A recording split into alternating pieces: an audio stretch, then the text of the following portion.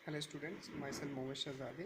और इस चैप्टर के लास्ट टॉपिक जो है हम लोग पढ़ने वाले हैं वो है हमारा points of PPC curve. First of all we discuss about points of PPC curve.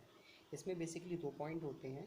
पहला, shifting of PPC curve and rotation of PPC curve. Shifting क्या होती है और रोटेशन क्या होता है, दोनों को समझने के लिए एक डायग्राम का हेल्प लेंगे। For the example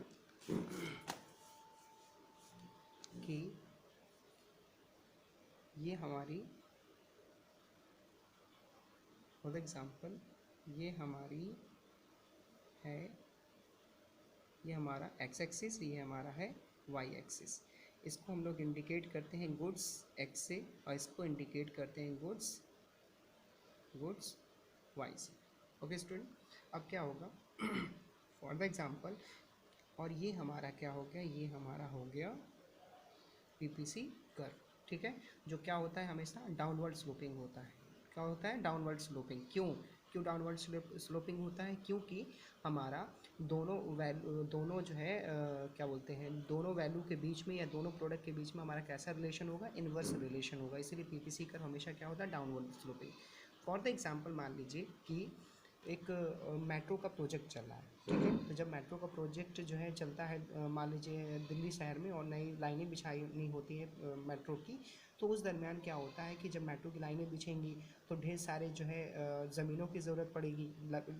railway wagons बिछाए जाएंगे, और जब रेलवे पटरियाँ बिछती हैं तो अगल बगल जो है वो ज़मीनों को, लैंड को गवर्नमेंट जो है ले लेती है। तो अब इस कंडीशन में क्या होता है कि जब लैंड को वो ले लेते हैं तो सिचुएशन यहाँ पे ये आती है कि हम जो है उस रिसोर्सेज का किस तरीके से यूज़ करें। अगर जो है अब जो है वो गवर्नमेंट ने कहा कि भाई इनकी ज़मीनें ले लिया जाए, इनकी ज़मीनों को खरीद करके इस पे जो है इधर इसकी इन ज़मीनों पर हम रेलवे वैगन ओपन करेंगे। तो इससे क्या हुआ कि ये जो रिसोर्सेज है हमारा, पहले तो ज़मीन तो सिर्फ इतनी ही थी ना, अब मुझे नई लाइन बिछाने के लिए मुझे किस चीज़ की ज़रूरत पड़ने वाली है? नए जो है रिसोर्सेज की। तो ये जो नया रिसोर्सेज बन के आएगा, निकलेगा, जिसमें हम लोग जो है नए प्रोजेक्ट को कंटिन्यू करेंगे, इसको हम लोग कहते हैं ग्रोथ। इसको क्या कहते हैं? ग्रोथ। सॉरी, इसको हम लोग कहते हैं full and efficient utilization of resources. यानी जो भी रिसोर्सेज था मेरा, ये तो पूरा ये तो था ही, साथ ही साथ मैंने जो है क्या किया, इस रिसोर्सेज का पहले मैंने पूरा का पूरा इस्तेमाल किया। तो कहते हैं full full and efficient utilization of resources. और अगर मैंने जो है एक दूसरी ज़मीन लेकर के फिर से उस पर प्रोजेक्ट चालू कर दिया, उसको कहते हैं ग्रोथ ऑफ रिसोर्सेज। ये रिसोर्सेज हमारा क्या हो गया? बढ़ गया। मगर अगर फॉर द एग्जांपल मान लेते हैं कि अगर जो है गवर्नमेंट ने जो है जो भी रिसोर्सेज लिए थे उनका वो प्रॉपर वे में यूज़ नहीं कर पाए, और जो है कुछ जो है ज़मीनें या कुछ जो है रिसोर्सेज क्या हो गए, या जो भी आपका प्रोजेक्ट था वो बंद हो गया, तो इस कंडीशन में क्या हो गया? ये हमारा कम हो गया। ये क्या हो गया था? ज़्यादा हो गया। तो ये जो अंदर कम हो गया, हमने जिस पे वर्क नहीं किया, इसको हम लोग कहते हैं क्या?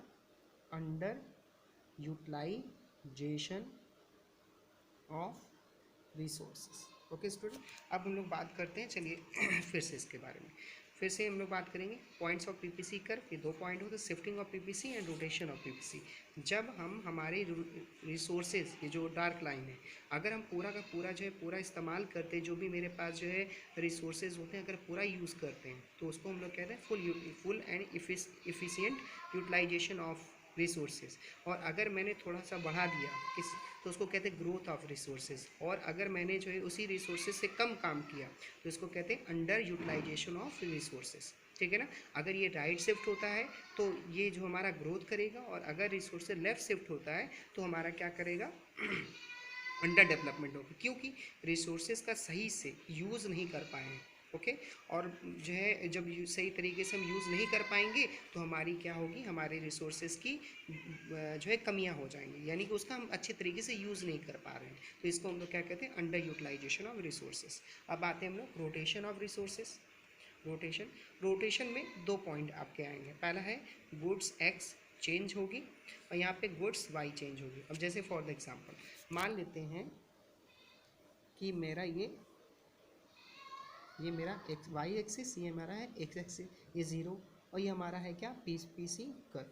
अगर मैंने, ये हमारा गुड्स y है और यहाँ पे मेरा गुड्स x है, अगर मैंने इसको कांस्टेंट रखा, इसको चेंज नहीं किया मैंने, इसको चेंज नहीं किया बल्कि इसको चेंज नहीं किया बल्कि इसको चेंज किया, यानी गुड्स x, अगर हम जो है y को कांस्टेंट रखें और सिर्फ प्रोडक्शन किसका बढ़ा दें, किसका प्रोडक्शन बढ़ा दें हम x का, तो इसको ये क्या कर गया मेरा, बढ़ गया। और अगर मैंने कम हो गया तो मेरा क्या हो गया, ये लेस हो गया। तो इसमें क्या करते हैं कि एक जगह पे एक चीज़ कांस्टेंट रहती है और दूसरी क्या रहती है, अप एंड डाउन होते रहे, मतलब left shift and right shift होती रहती है, यानी लेफ्ट एंड राइट में जाती रहती है। तो इसको हम लोग कहते हैं, किसी एक ही गुड्स चेंजिंग होने पर इसे ही हम रोटेशन कहते हैं, मतलब एक में कांस्टेंट रहेगा मगर दूसरे में क्या होती रहेगी, हमारी चेंजिंग होती रहेगी। सेम इसी तरीके से वाई वाला ले लेते हैं हम लोग,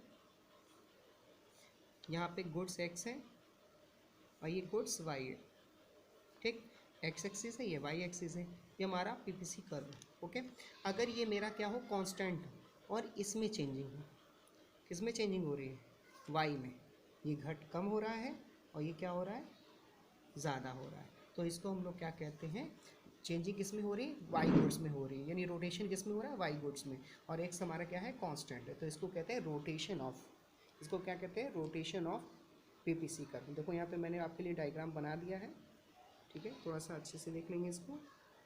ओके, तो इसको हम लोग तब जो है पीपीसी कर्व में 2 पॉइंट आते हैं, पहला होता है हमारा shifting of PPC and rotation of PPC. Okay student.